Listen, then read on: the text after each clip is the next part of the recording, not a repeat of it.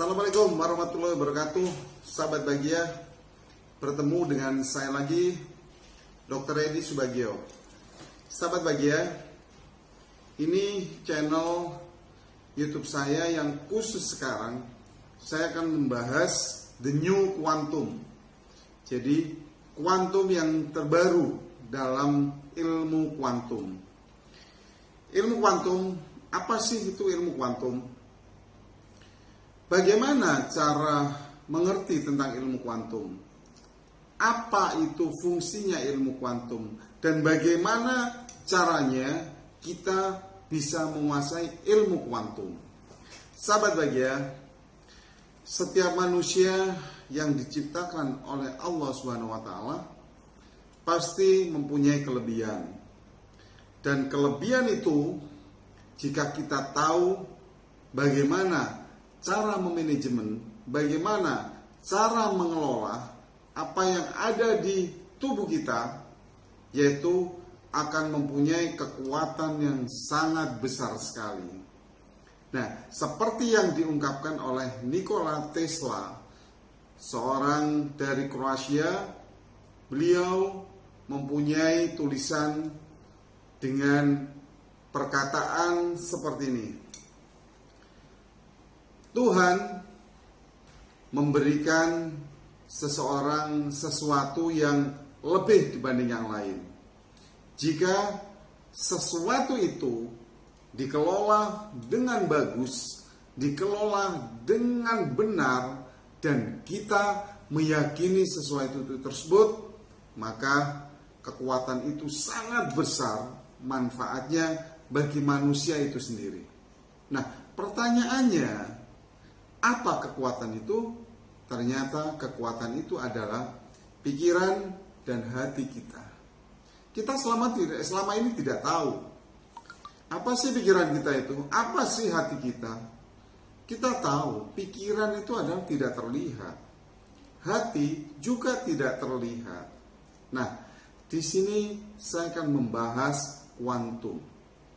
Kuantum adalah ilmu yang tidak terlihat atau sesuatu yang tidak terlihat tapi nyata hasilnya. Seperti apa? Seperti kayak kita berpikir, kita berprasangka dan meyakini prasangka itu, maka akan terjadi kejadian itu yang kita pikirkan, yang kita sangkakan. Sahabat Bahagia, di dalam tubuh kita ada banyak sekali sel-sel yang menyokong tubuh kita. Setelah diteliti, setiap sel itu memecah belah terus. Nah, setiap pecahan belah dari sel tersebut mempunyai energi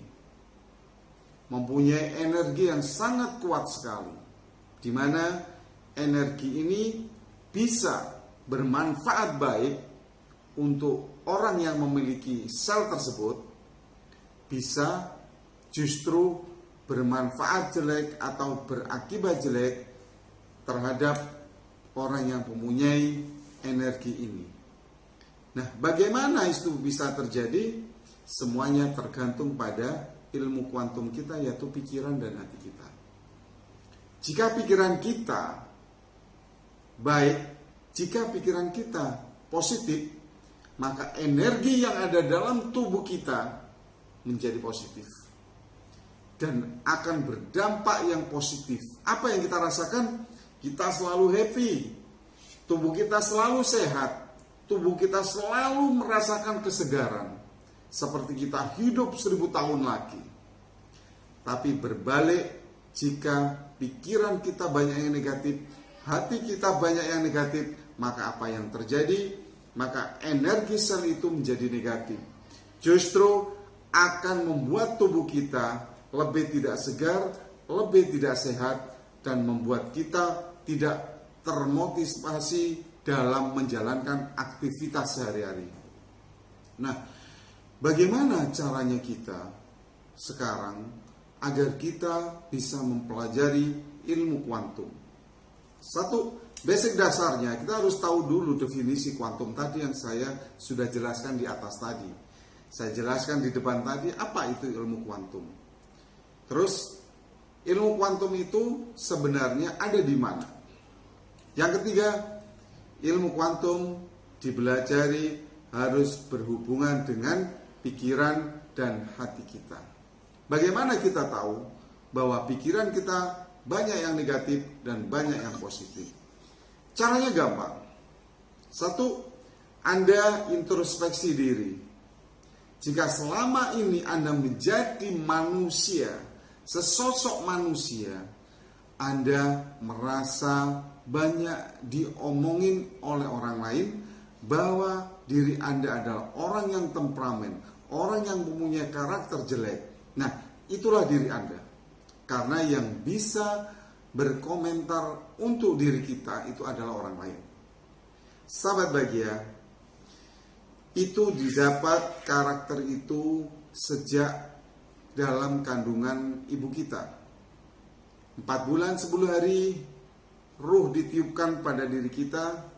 Disitulah mulai terbuka pendengaran kita, hati kita, dan pikiran kita.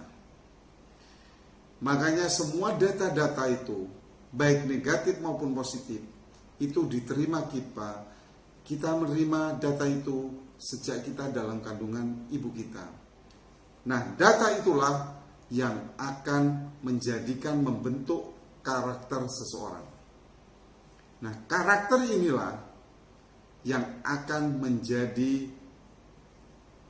kuantum itu bisa bermanfaat baik atau justru sebaliknya.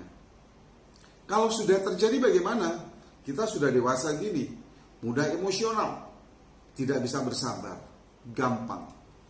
Caranya agar ilmu kuantum bisa aktif dengan baik, maka Anda, saya bilang tadi, introspeksi diri.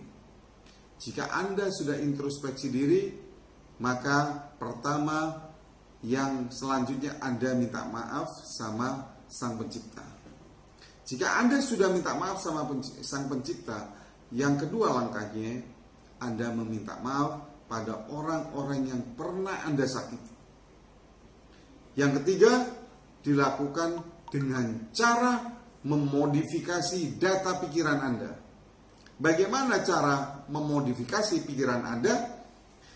Maka Anda dengan introspeksi diri menggunakan gelombang alfa, yaitu gelombang kondisi yang rileks, santai, bisa dilakukan pada waktu Anda hal-hal tertentu, misalnya habis sholat, habis doa. Dengan Anda membawa kertas, maka pikiran apa yang jelek selama ini pada pikiran Anda, dan Anda rubah menjadi data dan tulisan yang positif. Contoh, selama ini setiap melihat si A, saya jengkel, saya marah. Tapi mulai sekarang kita rubah tulisan itu. Data yang pikiran kita. Mulai sekarang dan seterusnya, setiap melihat si A saya, setiap melihat si A saya, si A itu adalah motivasi sukses buat saya.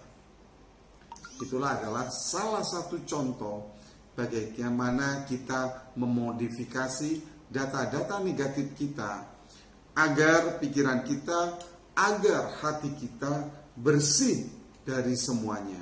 Sehingga jika pikiran kita dan hati kita sudah bersih, maka energi kuantum yang ada di dalam tubuh kita akan aktif dengan bagus dan akan menguntungkan diri kita. Ingat, karakter bisa dirubah. Karakter didapat sejak dalam kandungan ibu kita.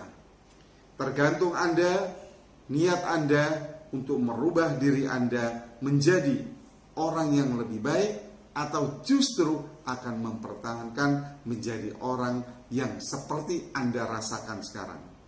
Ingat, sesuatu yang paling bermanfaat dalam hidup ini adalah menjadi diri, menjadi seseorang yang bermanfaat untuk diri sendiri dan bermanfaat untuk orang lain.